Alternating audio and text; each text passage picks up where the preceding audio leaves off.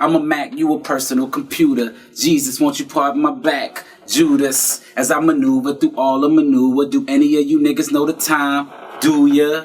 Frank Mueller, Ruler, Ricky Minaj. Baby, give me Becky and Nikki, I'm a beast. Not a dog, I belong in the jungle. I'm buzzing, you don't know who I be. Bumble. Sean Maurice Mims, aka Mims, born March 22nd, 1981. The story of the one-hit wonder can vary from being solely known for that one song and it continuing to allow them to profit off said hit record, to disappearing from the music scene after the heat of their hit record cools off and they aren't able to make more charting hit records to follow up. There's no real in-between, especially in the ever-evolving genre of hip-hop where almost by the season a new artist comes out, blows up off his style and what he or she brings new to the table.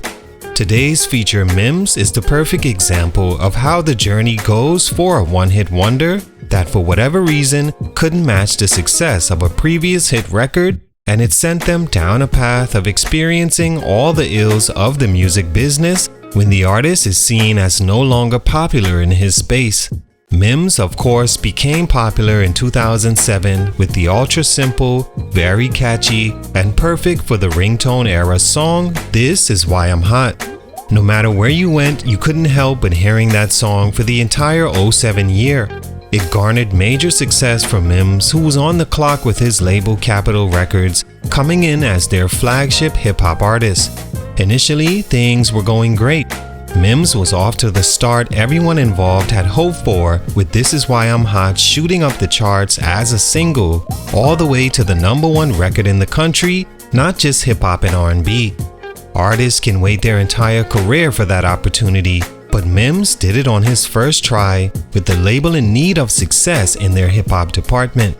A huge part of the reason the record became a success was it being heavy on samples of old hip-hop hit records and even classics like Kanye West's Jesus Walks, Nothing But a G Thing, Dr. Dre and Snoop Dogg, Mobb Deep's Shook Ones Part 2, Front to Back by Exhibit, and even Tell Me Where to Go by E40. With that mixture, it's hard not to make at least the platform for an artist to make his own hit song, then adding the easy to follow, braggadocious but confident, ageless hook that anyone could sing along to, dumbing it all the way down to the simplest form of explaining why you're better than someone else was accidental genius. I'm hot 'cause I'm fly. You ain't 'cause you're not fly. Simple, straight to the point, and straight up the charts and sales of his ringtone, giving Mims the opportunity and platform like mentioned most artists never get, having an entire country feeling that for the moment, you created the hottest song on the market. From here, you either go up and have what it takes to sustain popularity, or you fall off, tumbling down the charts till the label sees no value in you and you become remembered for that one hit song forever. Mims was on his way with the opportunity he got, but for these reasons, his growth was stunted. Let's talk about it. It's your boy JC, Stunted Growth Music. Come back, let's get it. Take a minute to like, subscribe, and comment on who I should do next. Mims is a rapper from Washington Heights, New York, of Jamaican descent that grew up not knowing his father until he was 9 years old. When the two met for the first time at his father's home, he became fixated on the DJ equipment his father had, and all he wanted to know from the visit was what was that and how can he get some of those. Sadly, his mom would pass away shortly after that, and one of her last gifts to her son were the turntables and some DJ equipment he always wanted. Ironically, he used those to help him escape the noise and confusion of the reality that he had lost his birth father, who died when Mims was 11 years old, and mother, who died not long after, giving birth to what was supposed to have been Mims's sister. She passed away as well a week later from complications of being born premature. He took those turntables and focused all his time on music. After graduating high school, he began taking music seriously and stumbled on a beat CD with This Is Why I'm Hot, produced by DJ Blackout. Mims, as a joke, freestyled the hook, and to the room's surprise, it was hot.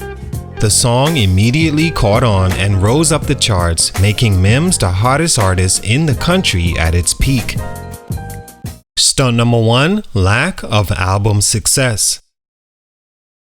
While This Is Why I'm Hot stormed its way to being on the charts for weeks, all his labels and Mims could think was how they were going to promote an artist no one knows much about outside his radio-friendly single.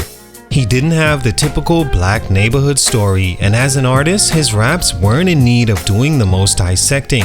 Again, Capitol needed a home run with Mims, and for the most part they got one on his first single Swing. But unlike baseball, one home run doesn't mean you're off to strutting around all the bases on your way home. Home for musicians is being able to grow a strong target fan base that follows and grows with your music, big enough to allow your label continued belief in you to push you as an artist how you need to be pushed. You need at least a first swing, then your next is in the form of a follow-up single, then finally swinging on a successful album that can put you in a space you become a viable hip-hop artist. Missing on any of these swings can mean you never get on or become a one-hit wonder. Mims got on because his first at-bat was great, going 2 times platinum and selling tons of ringtones. His second in the single Like This was another top 40 song, peaking at 32, not close to what his first single did, but went gold over time. What could have saved Mims at this point was a successful album.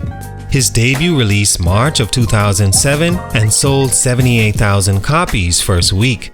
Great numbers for the now era, but back then it was seen as a flop for Mims. Critics heavily feeling it had no soul to it or no more hit records with #1 potential. The album did generate around $13 million, to which Mims received $30,000 on his first check and proceeded to litigate the label, creating bad terms with the label, who he eventually parted ways with after his follow-up album Guilt flopped as well. He made a #1 song and couldn't find the success in album sales, leading to a disgruntled label and artist that had enough of each other. Stunt number 2, couldn't carry an album. Words of Rolling Stone magazine after reviewing Mims's first album. Of course, they aren't alone in feeling so. I think the consensus is that Mims was made to make hit singles and not full-length albums. Back then, you were heavily graded on how well your album was and did, so asking, well, why did he even put out an album if he knew it wasn't the one is a valid question. But first off, you have to understand, artists usually can't tell for themselves what they made isn't hot. A part of being a successful rapper is being confident and almost narcissistic about your creations, which can misguide you into not seeing the issue. For Mims, there were more than a few. First off, he may have been ahead of his time in ways like selling 78,000 copies of your first album today means a success for an artist like Mims. But back then, it was a failure in the label's eyes and possibly Mims himself. Or him even attempting to put out albums and not staying in his ringtone/singles lane, more like a Cardi B and many newer artists. Mims's albums showed he wasn't able to carry a full length by himself for the most part because lyrically he wasn't able to write verses that stood up to the artists peaking around that time, like Lil Wayne, Kanye West, Jay-Z, Common, Lupe Fiasco, and others that kept your interest initially with their singles and fans giving more playback to listen to and understand their lyrics. His albums were also criticized for chasing pop rap hits but not doing it well enough to have continued success. After This Is Why I'm Hot cooled off, there was just nothing about Mims as a rapper that made him that interesting by himself. Stunt number 3, going tech. After so many disappointments in the rap and music industry, Mims decided he wanted to create his own situation and did so with his American King label. He attempted to continue his music career independently, but soon realized how difficult that could be and instead chose to follow his other passion, which was technology, and discontinued making music.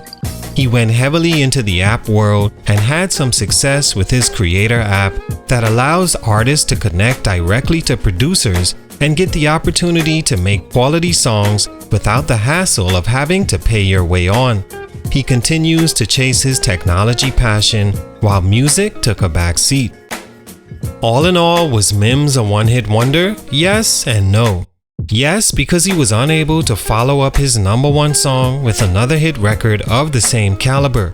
But no, because it's not easy going #1 or platinum and following that up with the same success.